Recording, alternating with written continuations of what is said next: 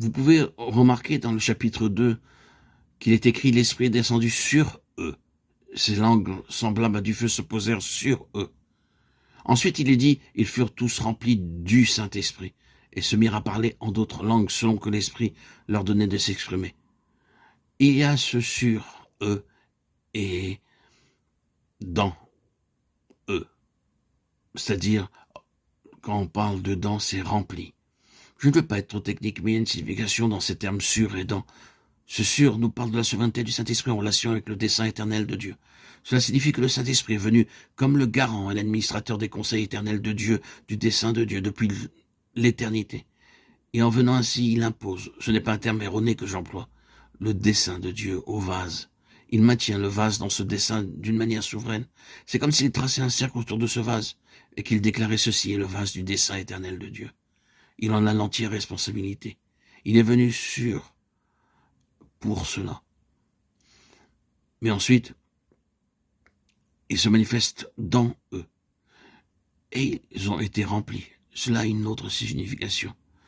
Cela signifie que la vie intérieure du vase doit correspondre au dessein extérieur. C'est une grande chose. Vous voyez, l'ancienne dispensation n'était pas comme cela, et c'est avec ce problème que les prophètes étaient sans cesse confrontés. La forme extérieure était là. Israël avait son temple. Ils offraient leurs sacrifices. Ils accomplissaient tout le rituel. Mais leur vie intérieure était loin d'être en conformité avec tout cela. Dieu devait dire par les prophètes, « Qu'ai-je à faire de la multitude de vos sacrifices ? Je suis las de les supporter. » Ésaïe 1, 10, 14. Le Seigneur Jésus a repris aussi cela. C'est pourquoi Christ, entrant dans le monde, dit, « Tu n'as voulu ni sacrifice ni offrande, mais tu m'as formé un corps, tu n'as agréé ni holocauste ni sacrifice pour le péché. Alors j'ai dit, voici je viens pour faire, ô Dieu, ta volonté. » Hébreux 10, 5, 7. Le formalisme n'accomplit jamais la volonté de Dieu. Un simple système extérieur, même s'il est conforme à la lettre sur le plan technique, ne pourra jamais accomplir la volonté de Dieu. Et le Saint-Esprit ne veut rien de tout cela.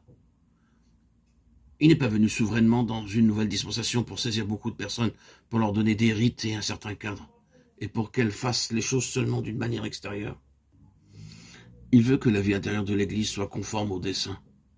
Vous découvrirez bien vite qu'il agit avec beaucoup de sévérité à l'égard de tout ce qui ne correspond pas à la pleine pensée de Dieu. Hananias et Saphira expérimentèrent que l'on ne pouvait outrepasser ce principe et faire semblant que tout était conforme. Le Saint-Esprit a vu la contradiction intérieure et cela n'a pas été passé sous silence. Nombreux sont ceux qui veulent cette venue sur eux parce qu'ils veulent avoir cette puissance, sentir transportés, saisis et poussés par le Saint-Esprit.